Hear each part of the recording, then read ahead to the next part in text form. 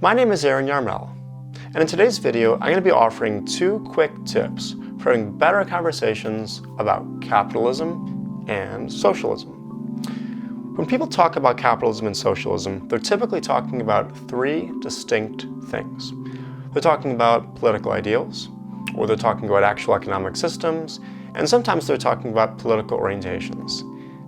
So when people talk about political ideals, what they're talking about are idealized models of the way the world could be. When we're talking about a capitalist idealized model, we're talking about some state of affairs where we have extensive property rights over a large range of objects. When we're talking about a socialist political ideal, one of the things we're talking about is a society where we have more limited property rights over objects and more collective control over important social goods. All right, so that's political ideals.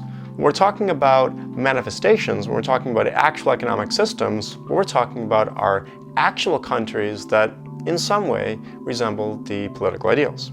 So we might refer to the United States as a capitalist economy. We might refer to the USSR as having had a socialist economy.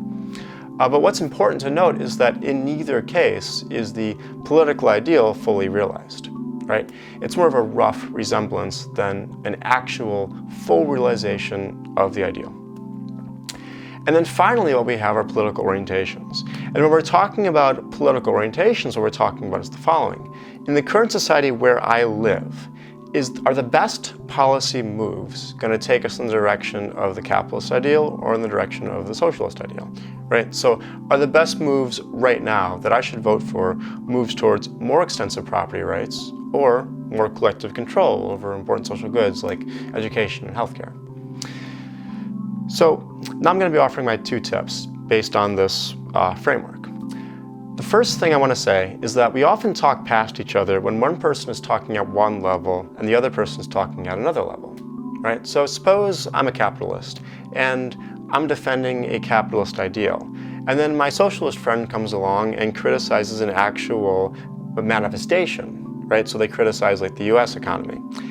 And now we're talking past each other because I'm defending the ideal and they're attacking the manifestation, right?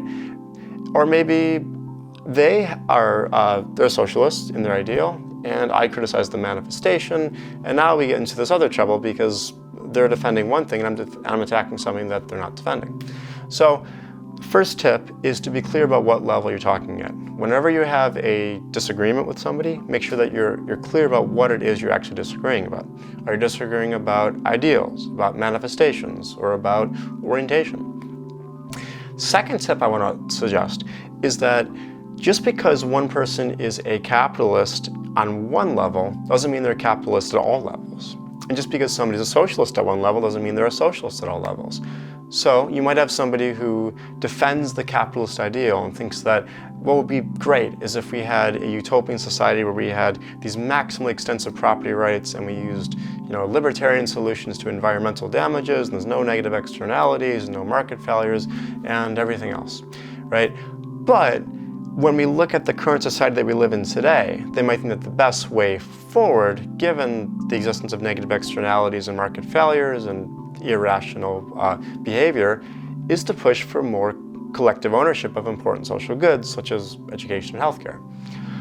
You might also be somebody who is agnostic at one level but have clear opinions at another level, right? So somebody might think that both the socialist ideal and the capitalist ideal sound great. They both sound like excellent places to live, and then think that none of the manifestations that we've actually had are all that great, but then at the same time have very clear opinions about which policies will make us better off tomorrow, right? So they might be agnostic at this level, be sort of uneasy with both options at this level, and think that the best moves right now are to give us more property rights. So they want to go capitalists in their political orientation, or they might think the best move right now is to go in the socialist direction and have more collective ownership. All right.